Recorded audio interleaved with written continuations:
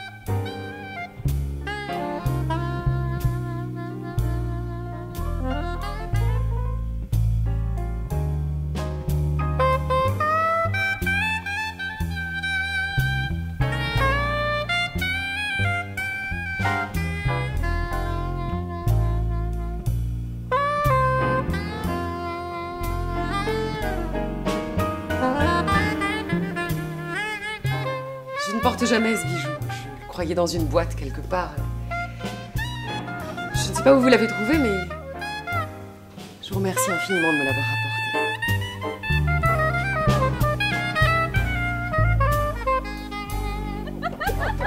Non, mademoiselle, non. Bon, bah je sais, je vais tout mettre sur ta note. À tout à l'heure, mon ours.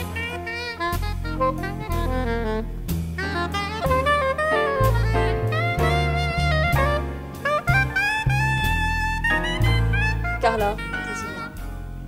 Allez voir si Madame Solange est là.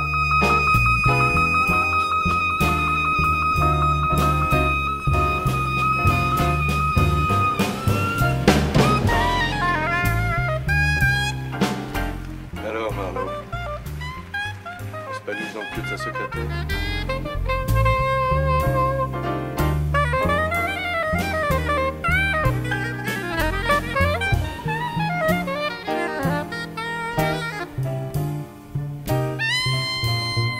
Moi, c'est Joseph. Joseph Marlowe.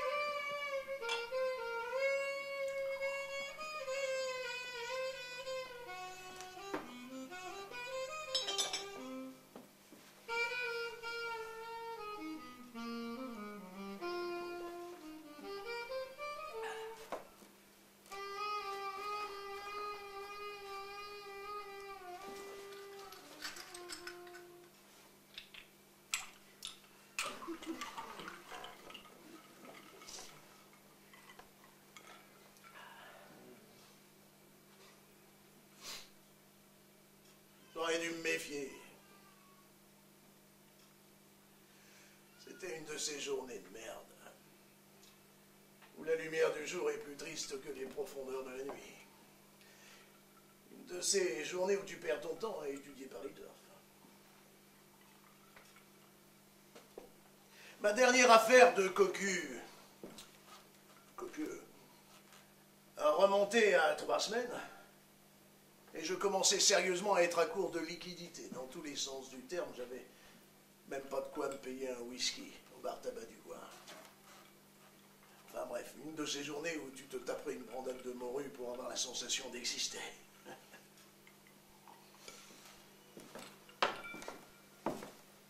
Mélodie, la secrétaire de l'agence, vu le montant de ses honoraires du moment, m'avait largué la veille.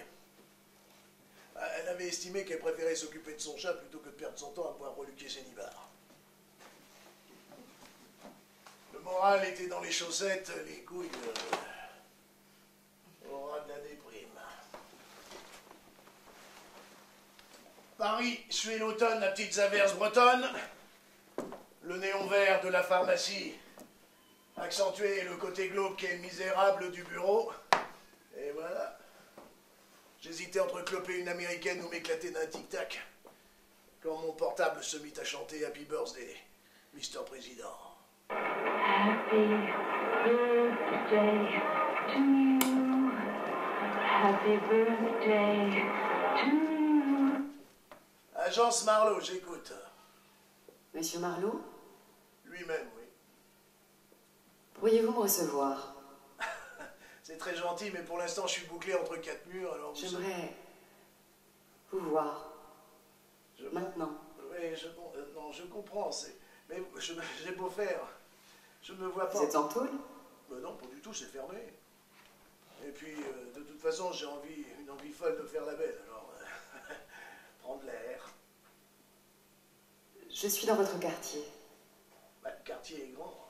Je peux venir? Si vous êtes dans le quartier, pourquoi pas? Au pied de votre immeuble.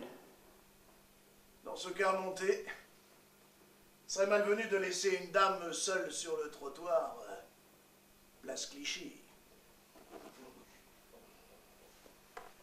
Je voulais la jouer blasée, style du mâle qui baise au 2e degré.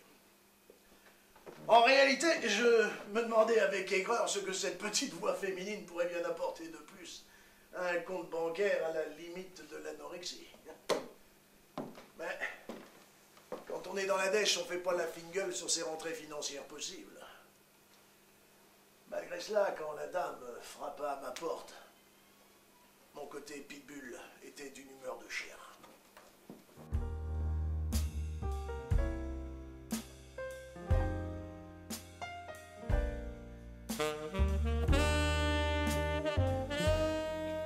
Quand la pouliche pénétra dans le bureau, j'étais en train de boucler la ceinture de mon pantalon.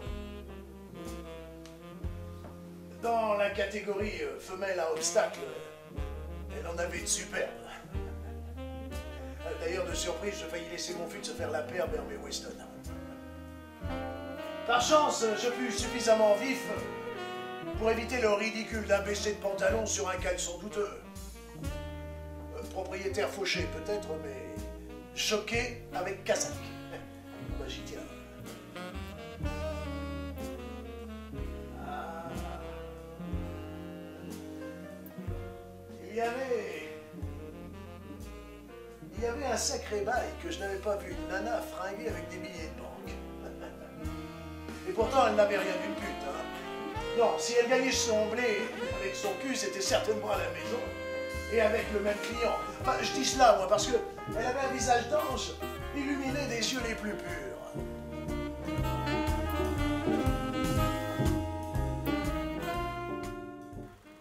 Voilà, monsieur Marlowe.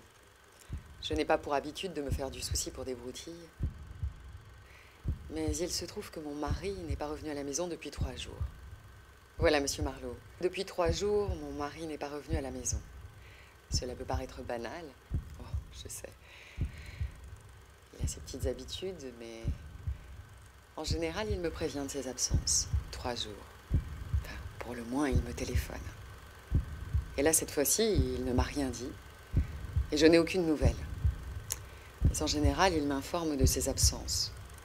Il me semble que la chose est suffisamment étrange pour que je m'en préoccupe un tant soit peu. La police n'a même pas daigné s'en occuper. Banal. Ils estiment que mon mari, à son âge, a le droit de disparaître quand bon lui semble, si le besoin s'en fait sentir. À vrai dire, je pense que ces messieurs considèrent avec humour que mon mari effectue une petite escapade sexuelle avec une de ses vendeuses en quête de promotion. Un visage d'ange, illuminé des yeux les plus purs, mais alors pulpé d'une bouche à la faire sucer à la diable. Et même le diable, c'est pas peu dire. La mobilité de ses lèvres m'a fait entrevoir le mouvement perpétuel, le plaisir ininterrompu, le paradis, dents blanches, haleine fraîche, à portée de bourse. Cette bouche qui se mouvait et cette voix suave qui me pénétrait diminuaient lourdement mes capacités de concentration habituelles. Je me voyais nu sur une plage des Caraïbes, avec la musique des vagues qui rythmait langoureusement les palpitations de mes orteils, et ces lèvres de folie qui me palpaient le corps.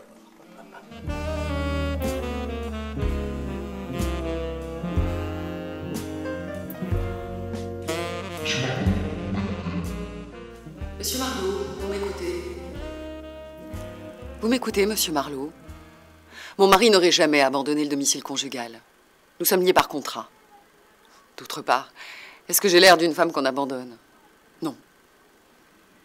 Quant à son travail, vous n'imaginez pas. Mon mari est le propriétaire d'une des plus belles bijouteries de la place Vendôme. Je le vois mal délaisser son entreprise pour butiner une petite vendeuse en fleurs en quête d'un dard de bourdon libidineux, aussi ouverte soit-elle. Votre prix sera le mien.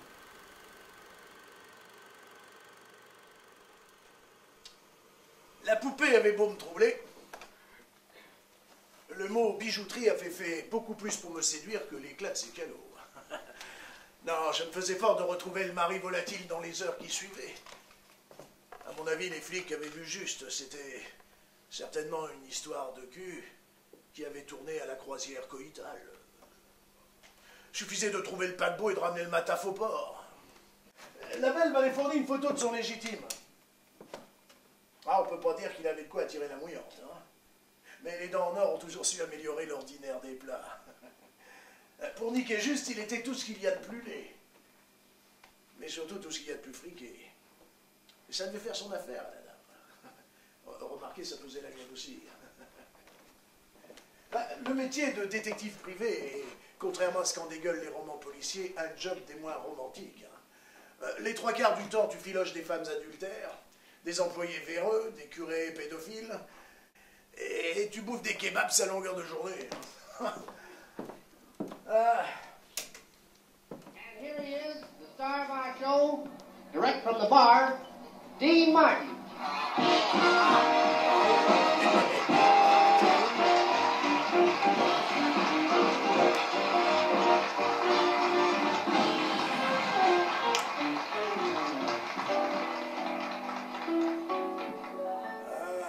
I left my heart in France and Cisco. On a hill. J'avais voulu la jouer fine, en démissionnant du quai des Orfèvres pour incompatibilité d'humeur avec un jeune taré des grandes écoles qui voulait tout réformer. Et je m'étais retrouvé à la rue comme un con.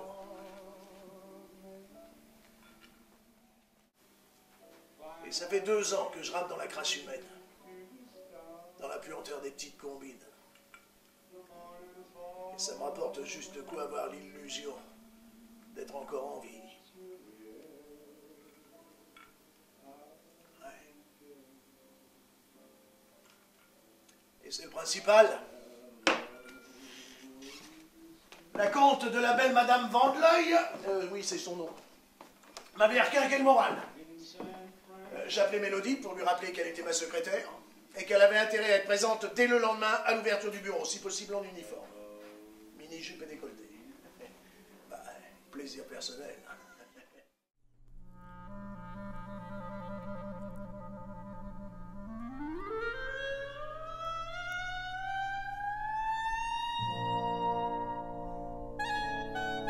J'adore Paris. C'est ma ville. Et Paris m'adore. C'est normal, je suis un de ses fils. J'ai vu le jour au pied de la butte Montmartre. Et depuis, je n'ai jamais quitté la capitale. En tant que flic, j'ai magouillé dans le 13e, côté chinois. Dans le 20e, côté rebeu. Dans le 8e, côté Bourges-Cucu. Paris est multiple et multicolore. Le Paris populaire, Oberkampf, Jaurès, Belleville, République. Le Paris artiste, Montmartre, Saint-Germain. Le Paris business, La Défense, Bercy. Le Paris touriste, le Louvre, l'Opéra, les Champs-Élysées.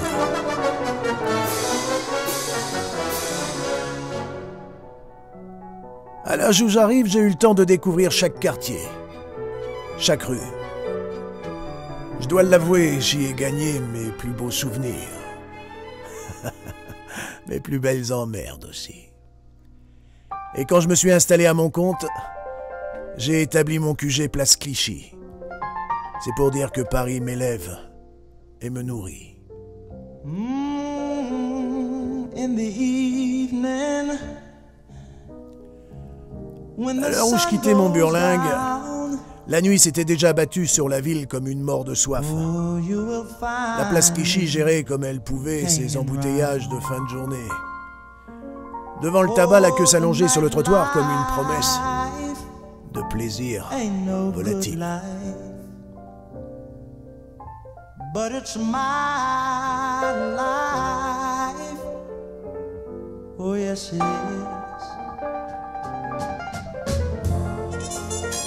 Many people just like me dreaming about used to be.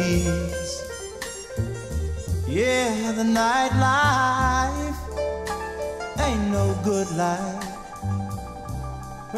Je me dirigeais vers Pigalle, le Paris canaille. C'est le Paris que je préfère. Le Paris des petites frappes, des souteneurs, des putes, des vendeurs à la sauvette. Le Paris de la magouille avec les flics, côté Barbès. Du mal vécu, du je me démerde comme je peux. Des petits trafiquants en tout genre.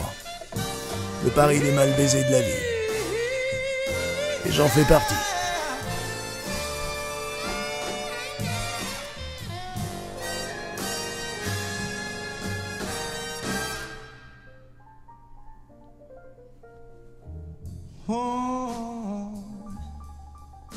It's just another scene from the world. Je connais un bar à hôtesse qui accepte de me faire crédit pour quelques jours quand j'ai les poches vides. Je me mets dans un coin tranquille et je bois ma bière.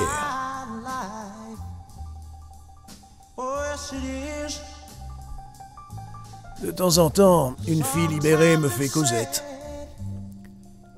Et si vers les 2 heures du mat, l'une d'elles n'a pas trouvé son michon, elle m'invite parfois à terminer la nuit dans la chaleur de sa couette.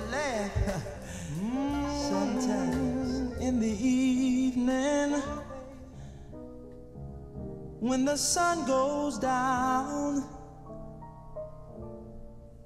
oh, you will find me hanging round. Oh, the nightlife ain't no good life.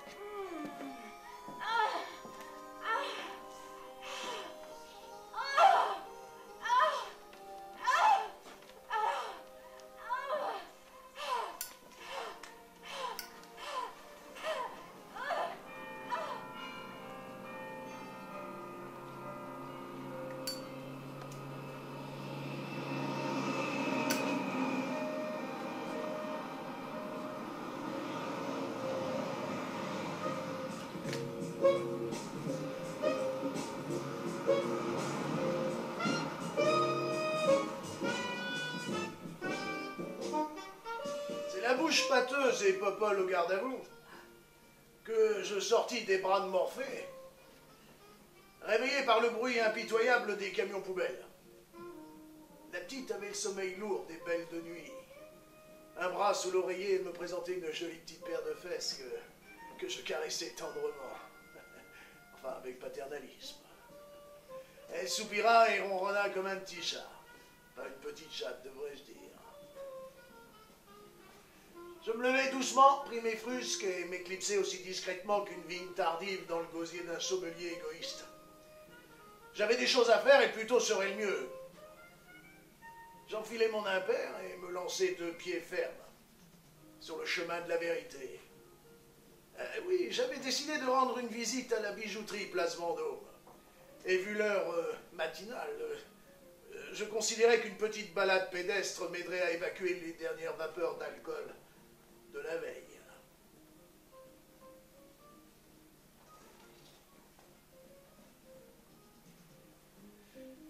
De la Trinité à la Place Vendôme, il n'y a qu'un pas. Enfin, un pas d'une demi-heure pour un bon filocheur.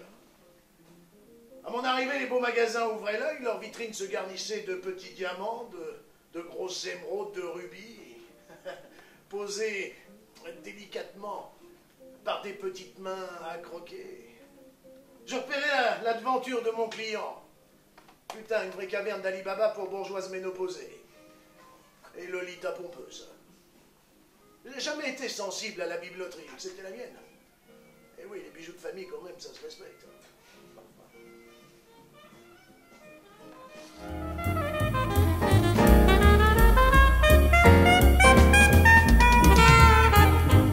Bonjour, mesdemoiselles. Non, pas de panique, hein. Je suis là juste pour un renseignement.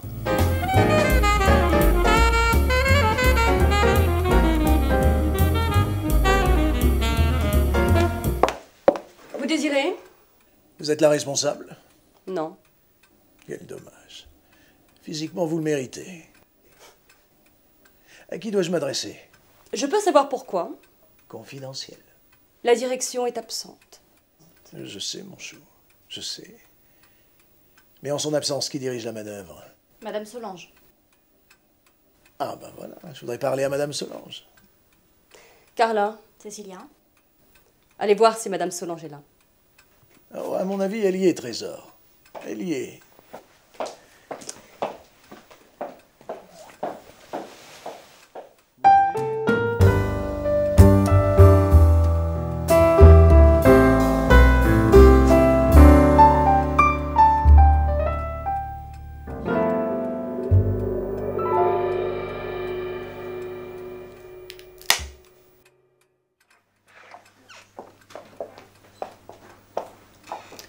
Que désirez-vous?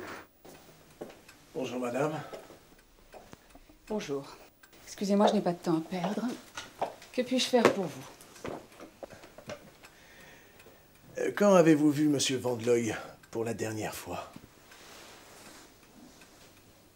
Je ne vois pas en quoi ça vous intéresse. Son épouse est très inquiète. Ah, c'est Madame Vanloy. Eh oui, c'est madame. Elle se fait du souci. C'est bête. Je suis détective privé, alors quand avez-vous vu votre patron pour la dernière fois?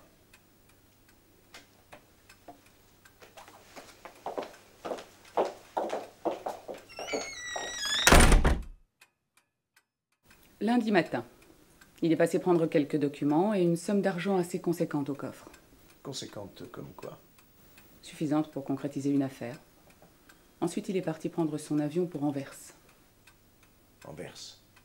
Il devait partir rapidement. Une affaire en or, paraît-il. Pour un bijoutier, c'est normal. Quel genre d'affaire? Des diamants qui venaient d'arriver d'Afrique du Sud. Il devait être à Anvers le plus vite possible. Et depuis? Depuis quoi? Vous l'avez revu? Non. Il vous a téléphoné? C'est pas son genre, vous savez. Oui, mais c'est sa bijouterie. Il a confiance. Nous travaillons ensemble depuis 20 ans. Oh, vous m'en direz tant. Donc, pas de nouvelles. Pour vous, il est toujours à Anvers. Évidemment. Où voulez-vous qu'il soit? L'affaire est plus délicate que prévu, c'est tout. C'est tout. Mais vous ne trouvez pas bizarre qu'il n'ait pas prévenu sa femme de son retard? Vous savez, sa femme, non.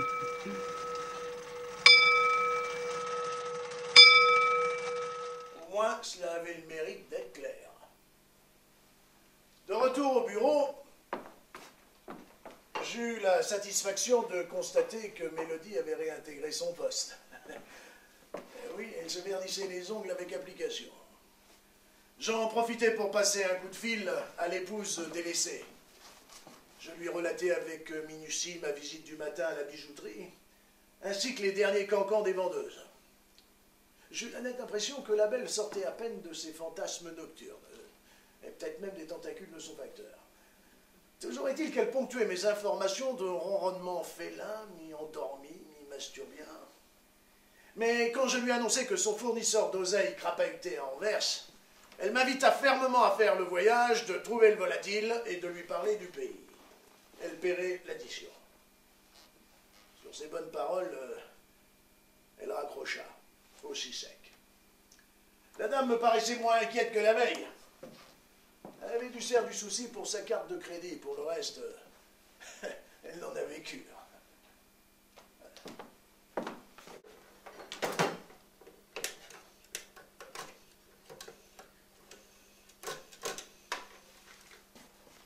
Rapido Pizza? Ah, oui. Vous proposez toujours la sicilienne? Ok, vous m'en mettez une, elle est bonne. Ah non, non, merci pour le coca, j'ai ce qu'il faut. Agence Marlowe, place Clichy, c'est ça? Toujours premier étage, porte gauche.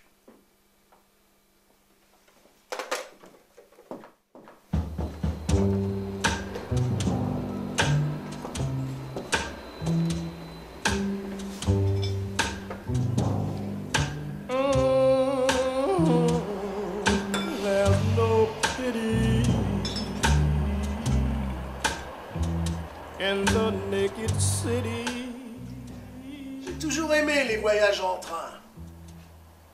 On a l'impression d'être en parenthèse au cœur du temps, dans une sorte de téléportation lente. Ben, je m'explique. Quand on voyage en train, on n'a rien à foutre, excepté peut-être de mater les vaches qui vous matent, tant à l'intérieur qu'à l'extérieur, de bouquiner une revue porno, de bouffer un sandwich spécial chemin de fer, caoutchouteux. Mais les trois quarts du temps, on roupille. Et on arrive au port quand même. Ouais. En tout cas, moi, j'en ai. Cette fois-ci, pourtant, je n'avais pas réussi à pioncer comme à mon habitude. Une petite clochette tintant avec frénésie au fin fond de mon cerveau me promettait un bon paquet d'emmerdes à court terme. Je comprenais pas très bien pourquoi. L'affaire dans laquelle je m'embarquais ne présentait aucun risque visible. Rien de bien dangereux pour un détective de mon acabit. Ouais, je sais, faut toujours qu'on pète plus haut que son cul. Mais c'était une affaire de minable. Un point, c'est tout.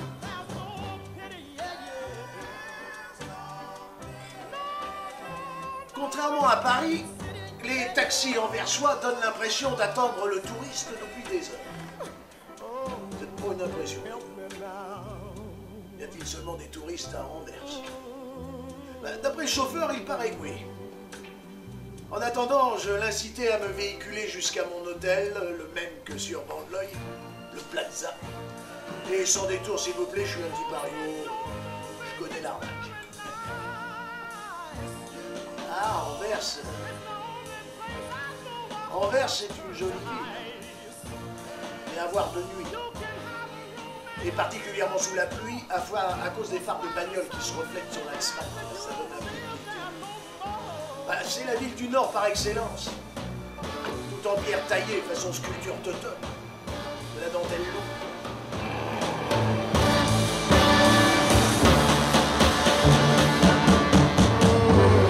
Bright lights will find you, and they will mess you around.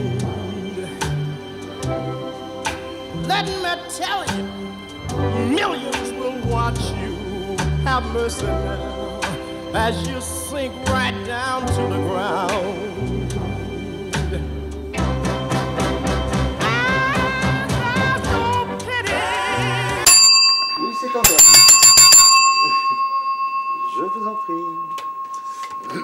Bonsoir, monsieur. Bonsoir, mon bon. On a dû réserver une chambre à mon nom. Vous êtes monsieur Marlowe? Gagné. Ah, c'est exact. Votre secrétaire a téléphoné en fin d'après-midi. Vous avez de la chance. Nous n'avions plus de chambre, mais elle a tellement insisté que finalement, nous en avons trouvé une. Évidemment, il y a le prix. Elle a affirmé que ça n'avait aucune importance. Ah. Si ma secrétaire l'affirme... Alors, monsieur Marlowe, Philippe Marlowe. Chambre 212. Moi, c'est Joseph. Pardon? Mon nom, Joseph. Joseph Marlowe. Ah. Bon. Ah bah, il faut pas que cela vous inquiète, hein, je pourrais payer la chambre quand même. Excusez-moi, j'avais cru comprendre que vous étiez détective et... Non, mais je le suis, mon neveu, je le suis. Mais l'autre, c'est la branche américaine.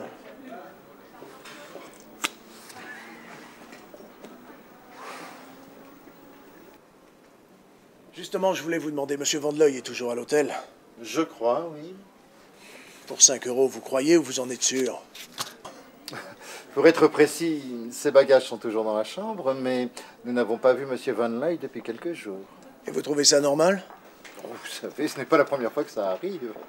Monsieur Vandeleuil, entre nous, vit sa vie. Pour 20 €, on peut diffamer. Il adore les jeunes gens. Non, là, vous faites erreur, je parle de monsieur Vandeleuil de Paris. Et alors? On peut être de Paris et aimer le popotin garçonnet. Seulement, ce n'est pas toléré dans l'hôtel. Vous interdisez les homosexuels? Mais non, pas du tout. Seulement, on n'a pas le droit d'amener des étrangers dans la chambre, c'est tout. Alors, si je vous comprends bien, monsieur Vandeleuil bouscule à l'extérieur? Si vous voulez. Ah. Rien d'autre? Je ne vois pas. Pour 50 €, si quelque chose revenait... C'est-à-dire? Le nom d'un petit ami, par exemple. Comptez sur moi.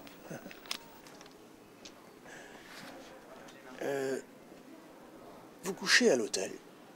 Bien sûr, j'ai ma chambre. Comme quoi?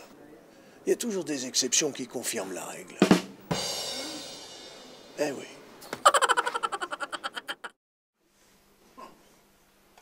Je dois reconnaître que les infos du réceptionniste m'avaient légèrement ébranlé. Le vieux bouc ne pêchait pas la morue, hein, mais chassait plutôt le phoque égaré. En fait, pour retrouver mon perdu de vue, il fallait pas chercher la femme, mais chercher la folle. Tout en sirotant un whisky miniature sorti du minibar, je me glissais dans les toiles et m'octroyais un repos bien mérité. À chaque jour suffit sa peine. Good night. Et...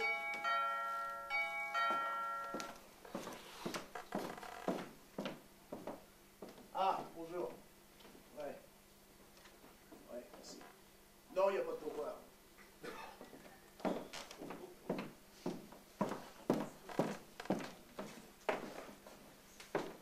Ah.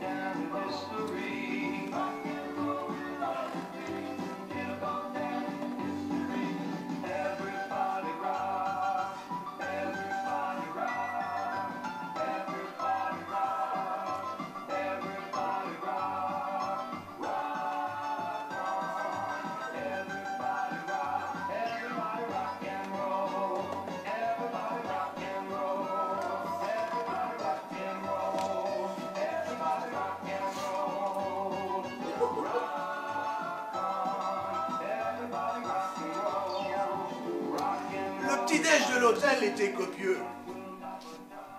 Pas à l'anglaise. Toast, omelette, saucisses et cookies. Quand deux escrogriffes entrèrent au bar réclamant un double café noir, je n'eus aucun doute sur leur identité professionnelle. C'était des flics. Et comme nous étions à Anvers, des flics belges. En français, des poulets frites. Je connaissais l'un d'eux, charmant garçon au demeuré. Dès qu'il m'aperçut, il fonça sur moi, telle une langue de bœuf sur un bloc de sel. À croire que je lui avais manqué durant toutes ces années. En tant que privé, j'aime pas trop voir les flics rayonner dans mon périmètre. En général, la police officielle n'a pas une grande estime pour les détectives privés. Enfin, ceci dit, c'est réciproque. Mais ces deux bons gros pépères avaient passé la nuit à courir de bar en bar, d'hôtel en hôtel, pour essayer de découvrir l'identité d'un kidam qui avait élu domicile dans un tiroir de la morgue. Un verre par bar et par hôtel expliquait grassement leur état d'ébriété. C'est pourquoi ils avaient décidé, par sécurité, de passer au double café arrosé et de m'inviter. Après tout, j'avais rien à voir avec leur affaire. Hein. Tu comprends, Marlowe? T'as fait toute une nuit à galoper pour demander dans chaque bar et dans chaque hôtel d'Anvers s'il n'y aurait pas un client qui aurait oublié de donner signe de vie. Depuis un certain temps, bah tu vois ça, Marlowe, ça donne soif.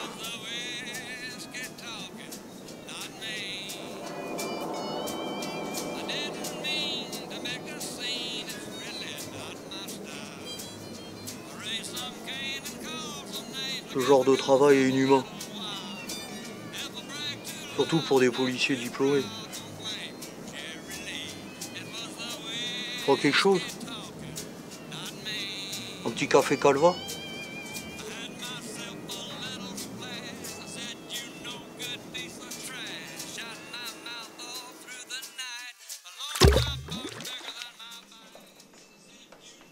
L'explication laborieuse et alcoolisée avait fait tilt dans mon burlingue ménager. Ils avaient un corps sans nom, jamais un nom sans corps. Je ne sais pas pourquoi, mais j'avais comme une sale impression, l'instinct du chasseur. Et si mon nom collait avec leur corps? C'était pas ce que j'étais venu chercher à Anvers, mais le hasard faisait trop bien ou trop mal les choses. Après discussion et digestif, j'obtenais l'autorisation de les accompagner à la morgue, histoire de voir.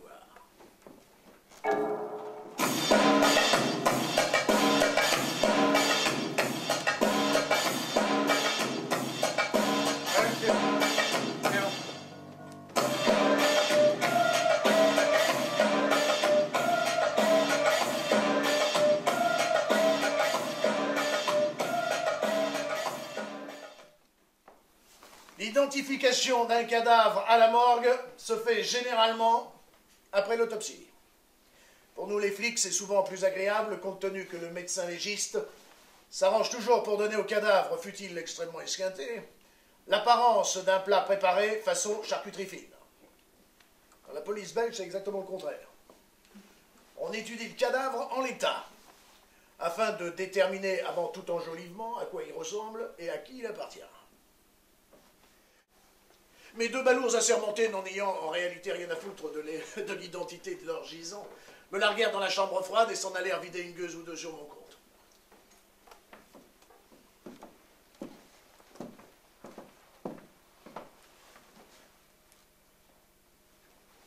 Je n'ai jamais joué au cadavre esquis. Et celui-ci n'avait rien pour me séduire. Celui qui n'a jamais vécu un barbecue à l'américaine, celui-là ne peut pas s'imaginer à quoi ressemble un hamburger passé au feu par les mains d'un Texan mentalement handicapé. Non, excusez le pléonasme, une boucherie. Mon monticule carbonisé ressemblait à un méchoui qui aurait tourné sur sa broche au-delà de l'heure légale. Apparemment, personne ne s'était jusqu'à présent intéressé de son cas. Et c'est dans la pire tradition culinaire qu'il s'offrait à ma gourmandise légendaire.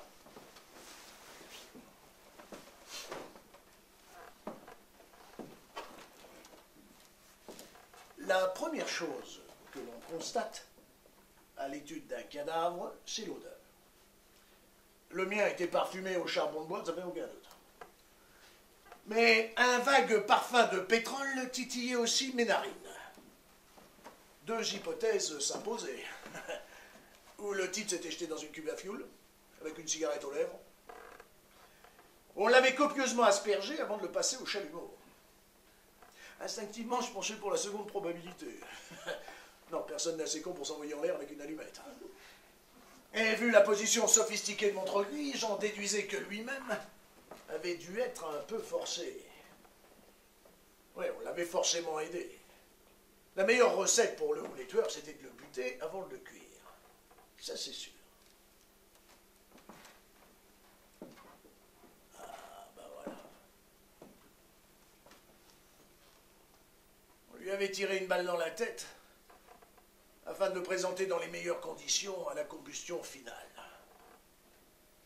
Avouez qu'à ce moment de l'enquête, vous avez comme un doute, hein? Non, mais j'en avais un aussi. Et si c'était notre Van Looy? Ah, pas question de chercher des empreintes, les doigts n'avaient plus un millimètre de peau. Un test ADN se révélait nécessaire. Ah ouais. J'allais m'en retourner comme un acné sans ado, quand un détail au creux d'un orifice attira mon regard.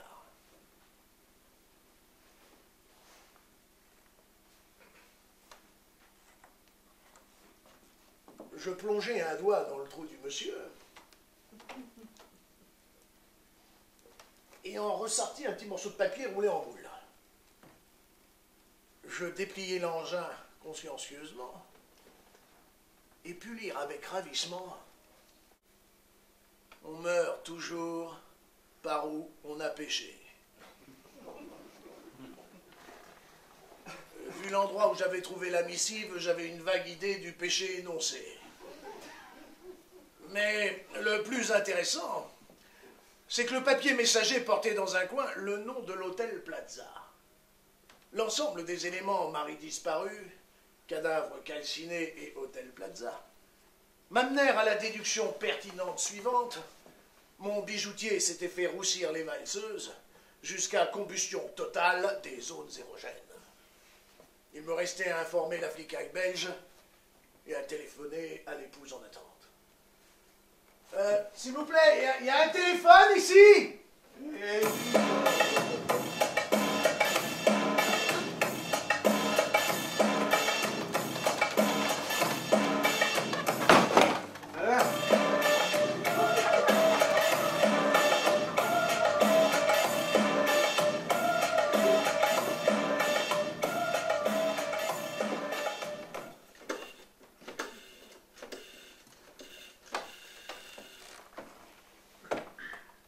Oui, j'écoute. Bonjour, Madame Van Looy, Marlowe. Vous êtes avec mon mari? Pas vraiment, non. J'ai aperçu Monsieur Van Looy, mais alors j'ai pas pu m'entretenir avec lui. Hein. Vraiment pas. Alors appelez-moi quand vous aurez des nouvelles sérieuses. Bah justement, j'en ai deux. J'en ai pour vous. Oh, très drôle. Mais j'ai une bonne et une mauvaise nouvelle. Vous avez une préférence? Commencez par la bonne. Bah, il semblerait que votre mari ait des tendances homosexuelles. Et la mauvaise? Il est mort. Ah. J'ai prévenu la police belge, elle prendra contact avec vous. Merci. Bon, bah, il n'y a pas de quoi. Vous m'enverrez votre facture? J'y compte bien. Oh, condoléances! Il n'y a pas de quoi. Ah bah si, je vous assure, si. Si vous insistez. Ah bah j'insiste. Au revoir, Monsieur Marlowe. Et elle a raccroché. Aussi sec. Aussi sec que son cœur.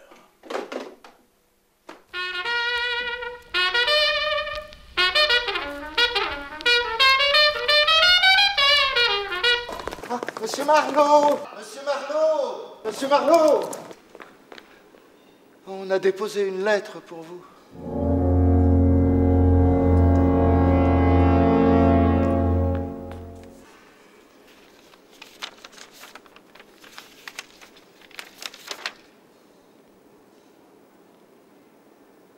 Qui vous a donné cette lettre? Un jeune homme. Il avait l'air très mal dans sa peau. Il a dû beaucoup pleurer, le pauvre chéri. Oh là, ma grande, du calme. Ou tu vas te faire virer de l'hôtel, toi. Excusez-moi. Il n'y a pas de quoi, la sodomie est humaine. Lundi, quand M. Van Looy est arrivé à l'hôtel, il est monté immédiatement dans sa chambre. Mais non, pas du tout. Comme à chaque fois, M. Van Looy va directement au coffre de l'hôtel déposer sa mallette. C'est pour quelle raison?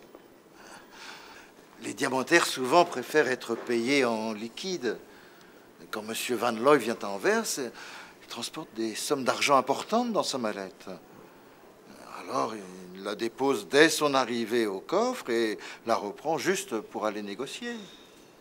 Et quand il revient le soir, il la redépose au coffre avec des diamants, du moins je le suppose, et il la reprend au moment du départ. Donc, lundi midi, quand M. Van Looy est parti négocier, il a pris sa mallette. Évidemment.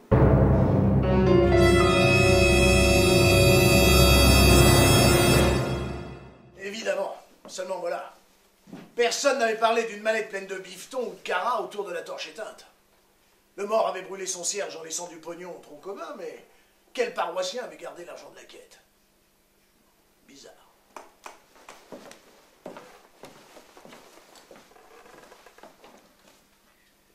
À Anvers, tous les diamantaires sont dans le même quartier. Je n'eus aucun mal à dévoyer l'un d'eux pour entamer une conversation sympathique et discrète. Bah, les diamantaires, c'est un peu comme les politiques, des langues de pute. Non, mais encore les putes ont de l'honneur. Bien sûr, ils connaissaient Van Looy. Tous les diamantaires connaissaient Van Looy. C'était un gros client, un très gros client. Tout ce qu'ils savaient, c'est que d'après la rumeur, en tout cas, M. Van Looy était très intéressé par un lot de diamants en provenance d'Afrique du Sud. Et qu'il était prêt à payer cash $1,5 million. Enfin, d'après la rumeur. J'en concluais donc que la mallette de mon bijoutier suffisait à elle seule à attiser toutes les convoitises, quitte à passer au lance-flamme le proprio des fonds.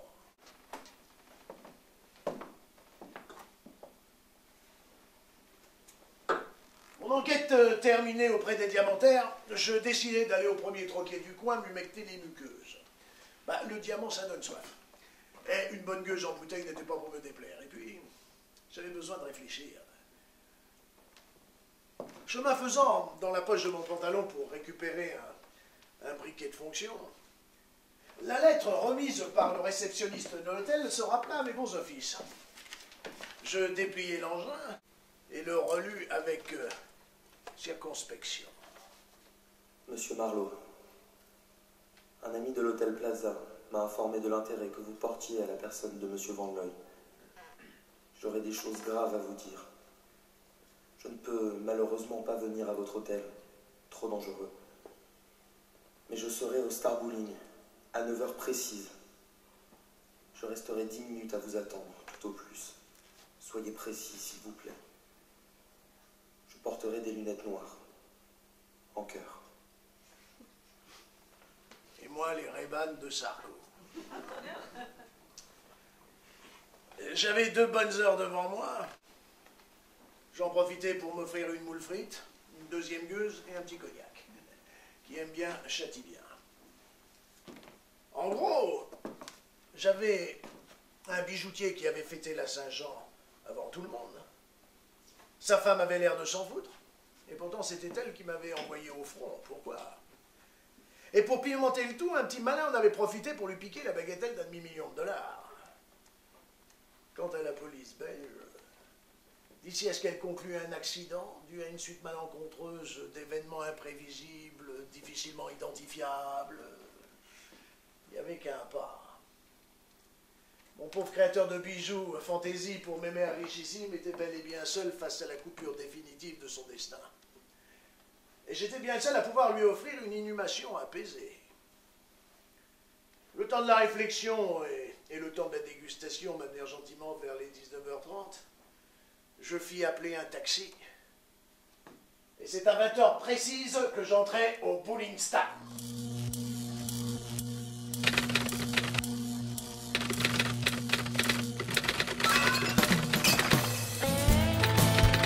J'avais tout juste 2 incisives dans mon berceau qu'on a laissé au milieu de tous les convives. Un jour de pleine lune, dans une soirée privée. Détective privé. La vie m'a privé de tout. Détective privé. La vie m'a privé surtout. J'étais taillé comme une endive. C'est la rue qui m'a façonné. Les mauvais coups, les récidives. J'ai tout appris en dehors des lycées et des cours privés. Détective privé. La vie m'a privé de tout. Détective.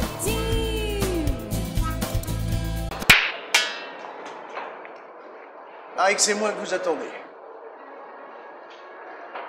Monsieur Marlowe?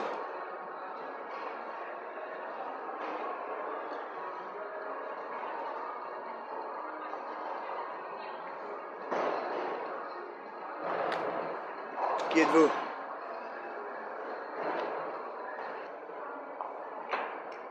Un ami de Monsieur Van Looy.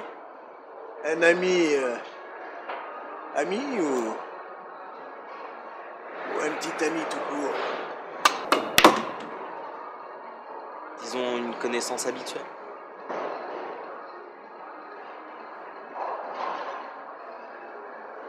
Un bouche-trou, quoi. Disons une fois par mois, quand il était à Anvers pour ses affaires. Et ces travaux ponctuels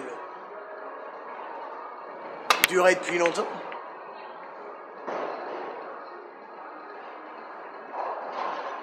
Deux ans, environ. Vous étiez le seul fournisseur? Évidemment. Il y avait un pacte entre nous. À Anvers, Louisa m'appartenait. Louisa? Il s'appelait Louis. Je préférais Louisa. Vous savez, on avait de l'affection l'un pour l'autre. Ce n'était pas qu'une affaire de... Oui, je sais, de travaux publics.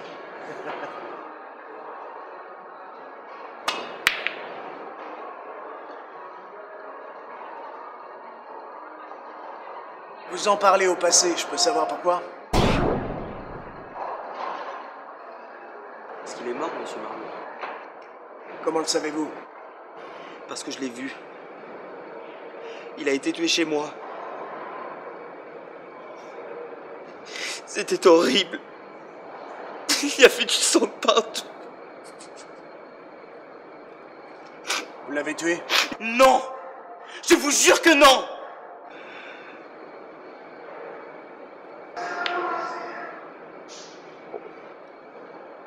Que faisait Monsieur Van Looy dans votre appartement?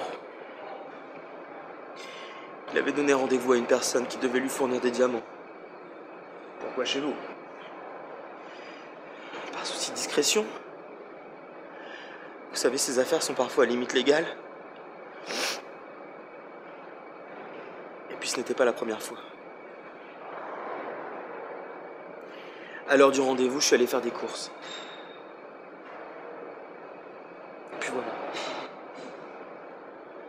Et puis voilà.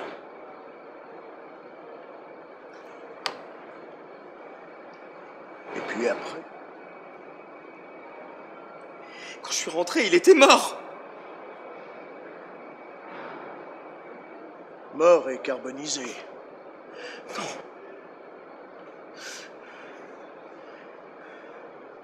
Enfin... comment vous savez? Son corps a été retrouvé. Cuit à point. Chez vous, ça doit sentir le méchoui. Non, ce n'est pas cela. Vous comprenez? Pas vraiment, non? Quand j'ai compris que Louisa était mort, j'ai paniqué. Et?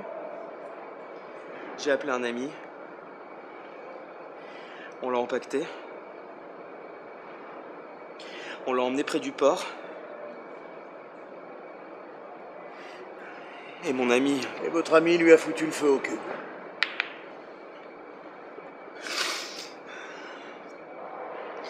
On peut dire ça comme ça, ouais. Vous comprenez? Je n'entretiens pas de bonnes relations avec la police locale. Je suis sûr qu'ils m'auraient foutu le meurtre sur le dos. Je n'avais pas le choix. C'est ce que mon ami disait. Ce que je ne comprends pas, c'est pourquoi vous m'avez appelé. Vous risquez gros. Je peux prévenir la basse-cour belge. Vous êtes un privé et j'ai confiance en vous. Je suis sûr que vous chercherez la vérité. Je l'ai vu dans vos films, vous êtes un héros. Vous me confondez avec Philippe Marlowe. Moi, c'est Joseph. Ah, vous inquiétez pas, hein, Philippe et moi, c'est un peu comme Indiana et Jones, d'un vrai frangin. Voilà. Monsieur Marlowe, je crois que j'ai un élément qui peut vous aider. L'assassin, après le meurtre, a dû se laver les mains dans la cuisine. Il a oublié ça. Elle a oublié cela. Seules les femmes enlèvent leurs bijoux pour se laver les mains. Il y a quelque chose d'écrit à l'intérieur. Regardez. Tiens.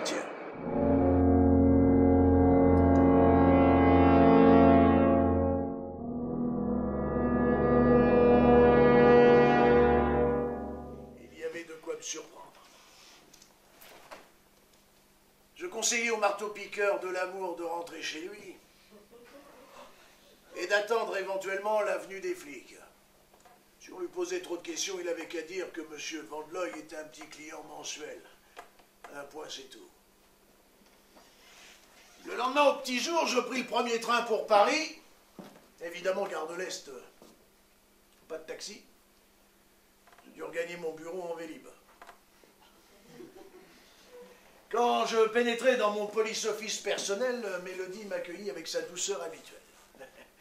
Elle attendit que je m'avachisse dans mon fauteuil pour se tourner vers moi et me présenter la naïve. Son joli petit string rose acidulé. D'ailleurs, chez elle, en ce jour, tout était rose. Son rouge à lèvres scintillant, sa mini-jupe échancrée, et même la pointe de ses seins sous son corsage transparent à souhait. Ah, il fallait que je sois un tantinet préoccupé pour ne pas percevoir l'appel de la biche. Mais de toute façon, je ne mêle jamais travail et plaisir, sauf le dimanche. Et on était samedi. Et puis j'avais quelqu'un à voir. Enfin, quelqu'une, devrais-je dire. Mélodie m'avait dégoté l'adresse de Madame Jennifer Van Looy. Et oui, c'est cette charmante dame que j'avais envie de titiller. Car la bague aux multiples reflets avait pour inscription interne Jennifer et Louis, 23 juin 2005. Je voulais lui demander ce qu'une bague de valeur lui appartenant pouvait bien foutre à Anvers sur le lavabo d'un jeune homme ouvert à la vie et à proximité d'un cadavre fermé à la chienne.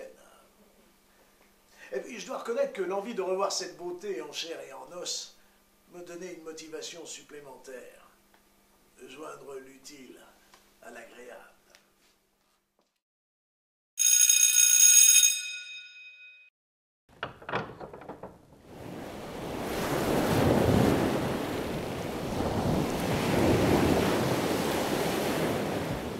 Bonjour, monsieur Marlowe. Vous m'apportez votre facture? Ne perdez pas de temps. C'est pas cela, Madame Van Looy, j'ai encore les moyens d'attendre, mais voyez-vous, cette affaire me préoccupe. Il y a quelques zones d'ombre qui me turlupinent. La police belge m'a informé du suicide de mon mari.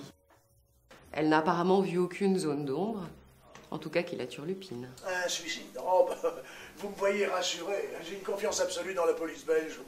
Oui, ils s'occupent de tout. J'apprécie vraiment leur délicatesse. Vous voulez boire quelque chose? Une orangeade. Non, un whisky, c'est possible? Je vous le prépare. Merci. Putain, la chienne dansait des hanches comme personne. Si tu t'attardais trop sur la face cachée, mais tu chopais le mal de mer. La beauté de cette nana me touchait au cœur. Elle ravivait en moi l'instinct du sauvage qui chasse la femelle pour s'épanouir l'esprit. Enfin, bien sûr, quand l'esprit, sous influence féminine, prend sa source dans une culotte de velours. Pour tout dire, les phéromones de la bestiole mettaient à rude épreuve mes réserves de testostérone qui clamaient à foutre que veux-tu le droit à l'éjaculation immédiate. Bien évidemment, il m'était interdit de les laisser prendre le pouvoir. J'étais là pour le taf, pas pour le kiff.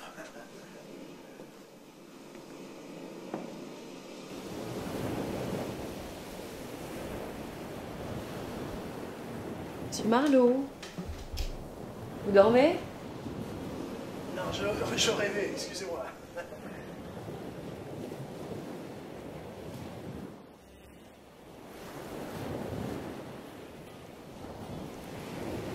Vous connaissiez Monsieur Vandleuil depuis longtemps?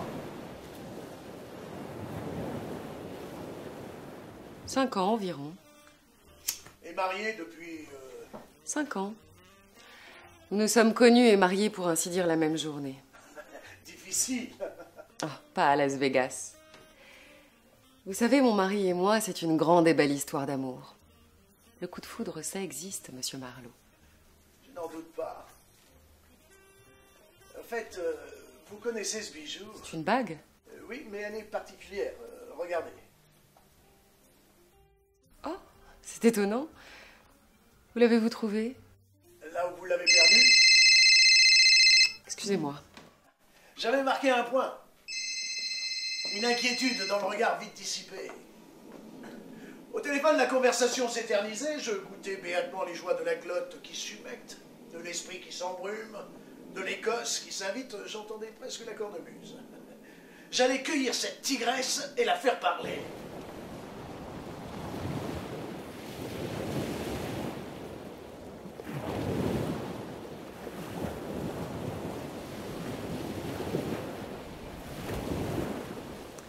Désolée, Monsieur Marlowe. Vous connaissez les femmes. Madame Vandleuil. Appelez-moi Jennifer. Jennifer, pour en revenir à cette bague, j'aimerais beaucoup que vous me disiez... Ah, je vous en prie, Monsieur Marlowe. Je ne porte jamais ce bijou. Je le croyais dans une boîte quelque part. Je ne sais pas où vous l'avez trouvé, mais... je vous remercie infiniment de me l'avoir apporté. C'est un souvenir pour moi à présent. Un symbole. Mon mari, sans doute... qui voulait graver la date de notre mariage. Non, oui, enfin, je comprends, mais enfin, j'aimerais quand même si... Allons, Monsieur Marlowe, soyez gentleman, parlons d'autre chose. Vous voulez bien? Il fait chaud, vous ne trouvez pas? Ah non, pas du tout, non. J'ai l'impression d'étouffer. La tristesse, sans doute. Monsieur Marlowe, c'est horrible. Tant de souffrance. Je ne savais pas que ça pouvait exister. Vous avez déjà perdu quelqu'un? Tout à coup, je me sens perdue, abandonnée. Prenez-moi dans vos bras, s'il vous plaît. Embrassez-moi. J'ai peur que ça soit pas... Enfin... J'ai trop mal, embrasse-moi. Attention. Je suis un homme. Je l'espère bien. Je me sens si seule. Embrasse-moi. Fais-moi l'amour, oubliant tout ça.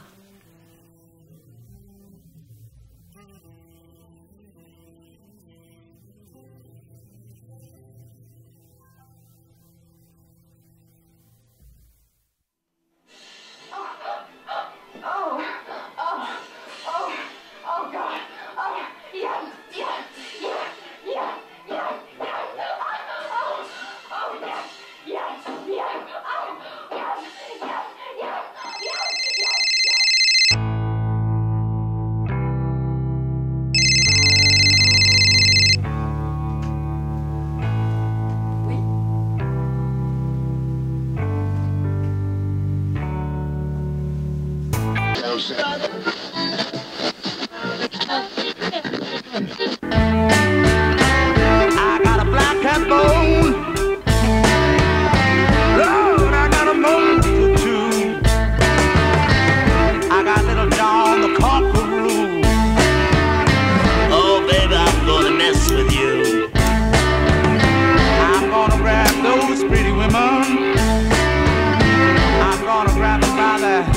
Yeah. You know the whole wide world gonna know. Oh, I'm your hoochie coochie man, yes sir. Tu m'excuseras, mais j'ai une amie qui veut me voir, alors si tu pouvais partir, ça m'arrangerait.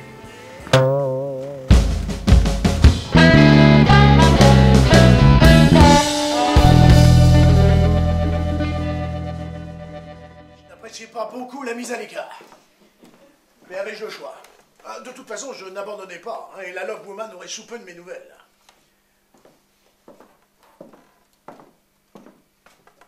Avant de prendre congé, je m'arrangeais pour lire sur son téléphone le numéro de son dernier correspondant. Eh bien oui, parfois le modernisme a du bon et ça peut toujours servir. Il était environ 18 h quand je sortis de l'immeuble de ma Belle des Neiges. Corps chaud mais cœur froid. Bon, après tout, il n'y avait rien de grave, hein, si le cœur regrettait. Papa, il était content. Le rapprochement effectué auprès de Miss Fraîcheur ne m'avait pas permis de savoir avec certitude si elle était concernée par le meurtre de son phoque. Elle n'avait pas été longtemps déstabilisée par la vue de sa bague voyageuse. Il n'empêche, elle demeurait pour moi la première suspecte.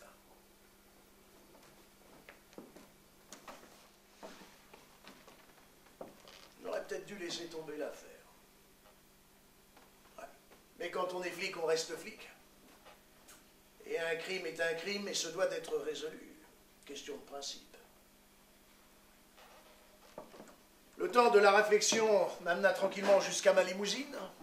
Une traction avant, d'après-guerre, toujours d'attaque. J'enfonçai la clé dans la serrure. Je perçus vaguement un véhicule qui s'arrêtait à ma hauteur. Le temps de lever les yeux, une main apparut dans mon champ de vision. Le problème, c'est que cette main tenait un flingue et qu'elle le dirigeait vers ma pomme. Le coup partit à l'instant où je plongeais dans le fond de ma caisse. J'entendis des pneus crisser sur le bitume. Je me redressai péniblement. Je n'avais qu'une crainte, c'est que mon tireur ne revienne terminer le travail. Ma chemise se teintait de mon sang.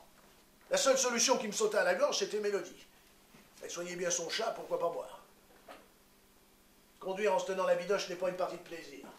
Et grimper 5 étages en rampant sur les genoux, c'est un enfer qui se fout de ta gueule. Quand je sonnai à Louise de ma secrétaire, c'est un train de misère en sang qui tomba dans ses bras, telle une palourde dans le panier d'une baigneuse.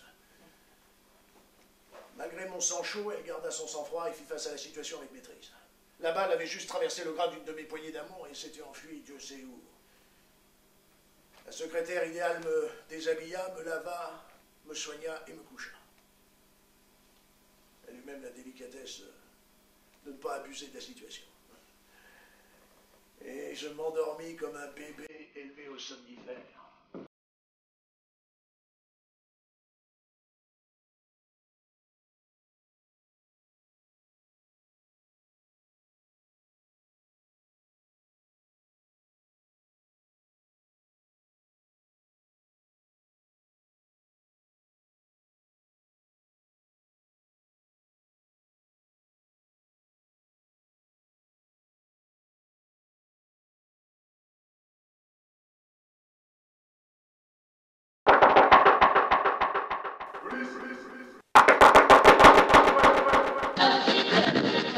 Qu'est-ce qu'il y a encore, les Men in Black?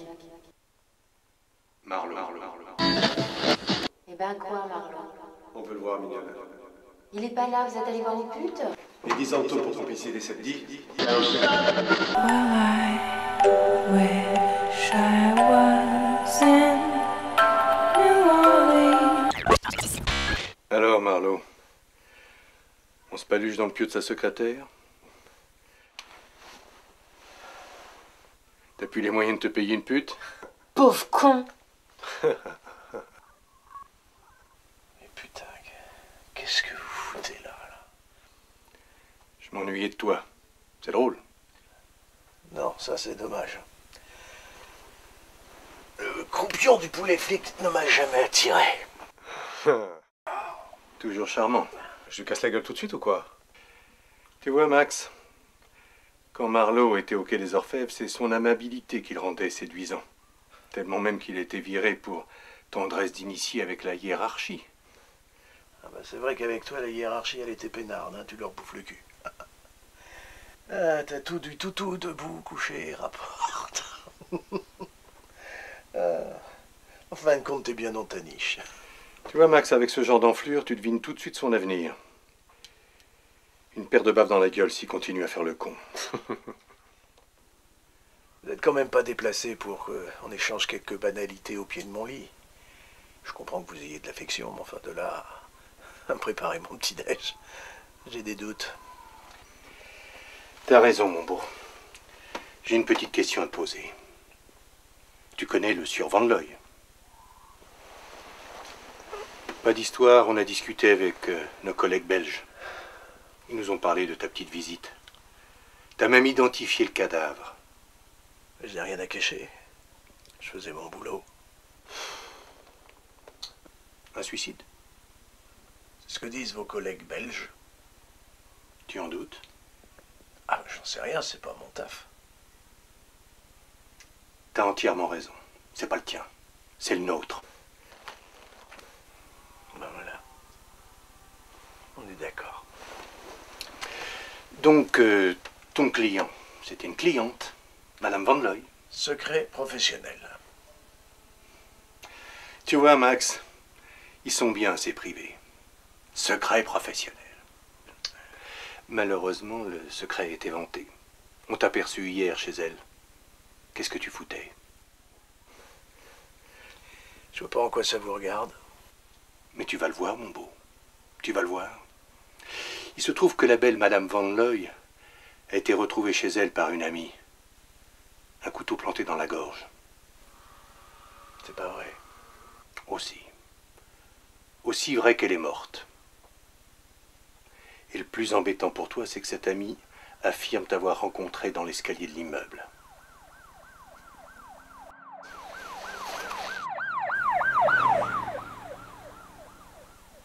C'est faux. Je n'ai rencontré personne. Donc, mon salaud, tu étais bien chez Madame Van Looy. Au ton de sa voix, je compris nettement que j'étais dans la merde. Je décidai alors de tout déballer dans les moindres détails. Ces vautours du crime me conseillèrent avec autorité de rester à leur disposition, de les laisser faire leur boulot, et de continuer à me palucher en attendant mieux. J'étais sidéré. La mort de Jennifer m'était plus qu'un doute sur sa culpabilité. Mais alors qui avait bien pu mettre cette bague sur le lavabo à Anvers? Et qui m'avait tiré dessus? À défaut d'idées lumineuses, je pensais qu'une petite balade de Place Vendôme pouvait m'être bénéfique. En effet, le petit personnel, parfois, sait beaucoup plus de choses sur le patronat qu'il n'y paraît. La bijouterie était toujours aussi élégante, la vendeuse toujours aussi commerciale. Celle-ci me signifia que Madame Solange était absente depuis 2 jours pour raison de santé, elle avait fait une rechute. Et que de toute façon, si j'avais des questions à poser, je devais dorénavant m'adresser à l'avocat de M. Van Looy, que c'était ce monsieur qui gérait les affaires, et qu'elle allait lui demander s'il voulait bien me recevoir. La mini pin-up virevolta, j'en profitais pour jeter un œil. La quincaille exposée avait de la gueule. Mais ce qui attira surtout mon regard, c'est un ensemble de petites bagues, tout en or blanc ornées de diamants et de rubis. Les répliques exactes de la bague de Jennifer Van Looy. À son retour, la vendeuse m'expliqua qu'il s'agissait de la collection Las Vegas, créée par M. Van Looy après son mariage. Et puis la muse des liftés me véhicula jusqu'au bureau de l'avocaillon. Je dois vous dire que M. Van Looy n'a jamais été véritablement attiré par les dames. Son mariage était un arrangement financier pour obtenir une image bourgeoise et conventionnelle auprès de ses associés, de ses fournisseurs et surtout de sa clientèle. Il avait passé un contrat avec sa future épouse, le mariage contre une rémunération mensuelle. Jusqu'à présent, la chose avait plutôt bien fonctionné. M. Van Looy vivait ses plaisirs et Mme Van Looy les siens. Tout ça baisait dans le meilleur des mondes. Malgré tout, étant son avocat, je peux vous communiquer que M. Van Looy avait l'intention de divorcer. Il était tombé amoureux d'un charmant garçon à Anvers et il désirait régulariser sa situation. Se paxer avec ce garçon était pour lui le seul bonheur qu'il envisageait. Il voulait donc se retirer des affaires et vivre son grand amour au grand jour. Il considérait qu'à son âge, il pouvait tout liquider et vivre son homosexualité à la barbe des dames. Il avait donc prévenu son personnel de son retrait des affaires ainsi que de la vente de sa bijouterie. Après le règlement d'une affaire de diamants d'Afrique du Sud, financièrement intéressante pour lui, il comptait informer Jennifer Van Loy de sa décision, moyennant finance, et se retirer définitivement dans le bonheur homoconjugal. Je quittais l'avocat, la vendeuse, la bijouterie, dans un état d'excitation involontaire. En effet, le superordinateur de ma caboche de flic s'était mis en action. Je percevais les vibrations de ma boîte à logique, ça carburait dur à l'intérieur. Je ne sais combien de temps dura l'analyse, mais je peux vous dire que quand je mis le contact de ma limousine, mon ordinateur portable avait craché le nom de l'assassin. Une fois au bureau, j'appelais le numéro aperçu sur le combiné de Jennifer Van Loy. Vous vous souvenez? Ça collait comme une étiquette sur le cul d'une boîte à fromage. Je laissais un message, il était bref et précis, je sais tout, feriez mieux de vous rendre à la police. Et puis, j'appelais le quai des Orfèvres, on me passa l'inspecteur Harry, l'un des deux inspecteurs qui avait eu la délicatesse de me sortir des bras de Morphée dans le lit de ma secrétaire. Je lui révélai le nom de l'assassin ainsi que les explications de rigueur. Il en tomba sur le cul, je le laissai à terre, et je lui conseillai de faire surveiller les gares et les aéroports. Il n'y avait plus qu'à attendre. Ouais, il n'y a plus qu'à attendre. Ça fait combien de temps qu'on discute ensemble, là? 1h30. Ça ne devrait pas tarder, ça. Oh, il appellera, hein. Non, il appellera, il n'a pas eu le choix. C'est une question d'honneur. Ah, ça va le faire chier, hein, mais... Non, il appellera. Il n'y a qu'à attendre, hein.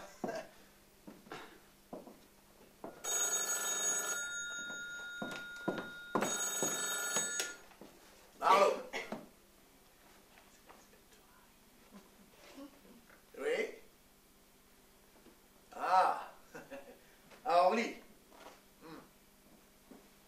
Un demi-million. Ah oui. Et les 2 bagues. Bien joué, inspecteur.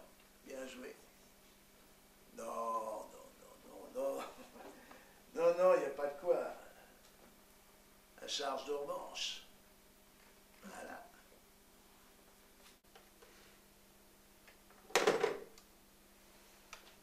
Et voilà. L'affaire est close.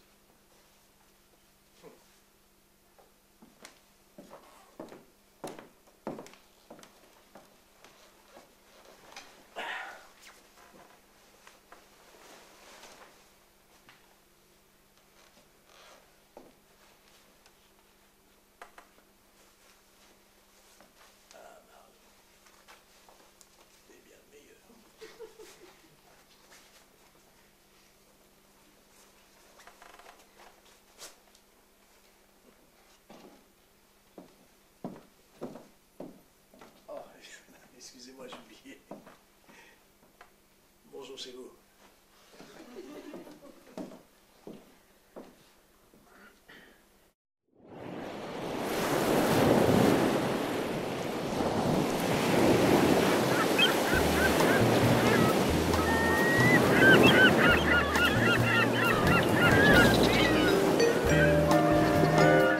Alors, bande de nazes, vous croyez que j'allais vous laisser dans le doute, hein?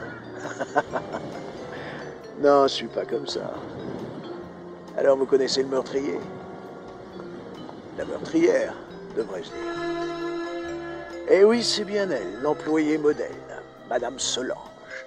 Celle qui collaborait depuis 20 ans avec Monsieur Van Loy. Et c'était bien là le problème. Du moins pour elle.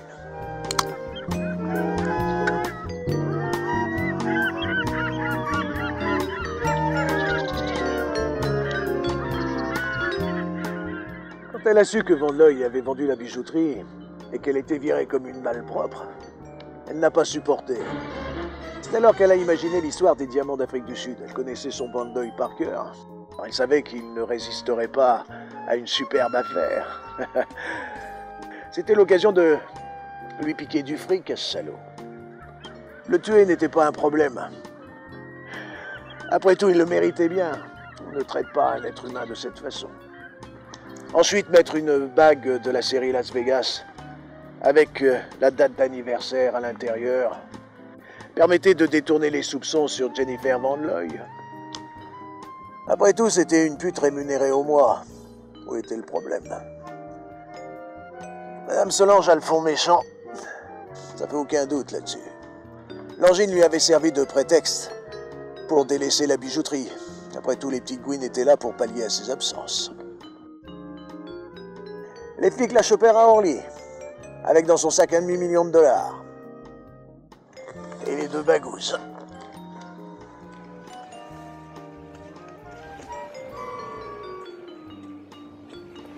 Au tribunal, Madame Solange avoua qu'elle avait commencé à paniquer quand elle avait vu le détective privé à la bijouterie. Mais surtout quand elle avait su que la police belge n'avait pas retrouvé la bague. Elle avait soupçonné que le détective s'était rendu à Anvers, l'avait trouvé et rapporté à Madame Van Loy. Alors elle lui avait téléphoné pour prendre rendez-vous. Seulement voilà, en arrivant au pied de l'immeuble, elle s'est aperçue que la femme du bijoutier n'était pas seule. Elle a attendu, elle a vu le détective sortir de l'immeuble. Alors elle a paniqué. Elle a suivi le détective jusqu'à sa voiture et elle a tiré. Et elle est partie en trombe.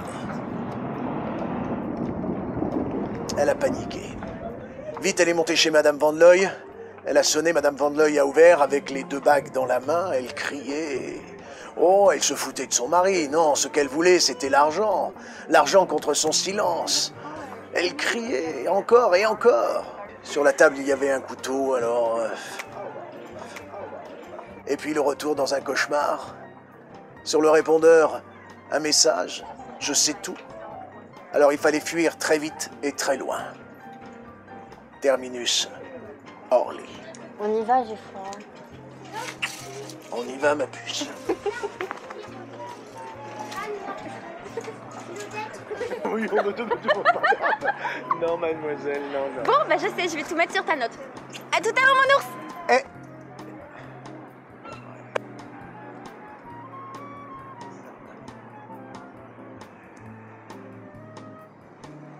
Madame Solange en a pris pour 30 ans, dont 18 incompressibles à Fleury-Mérogis.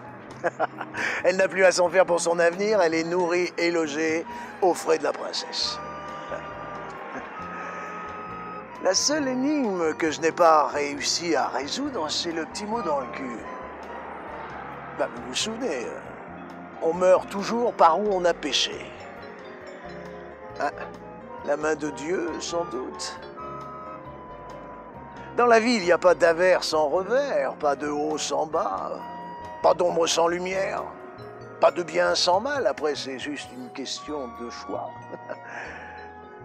Comme dit Darwin, ceux qui survivent, ce ne sont pas les plus forts, ce sont les plus adaptables. En tous les cas, cette affaire me fit le plus grand bien. La pub, il n'y a rien de tel. Ça marche bien, mes petites affaires. Et en plus... j'ai trouvé l'amour. Avouez que ça vous fout les boules, hein?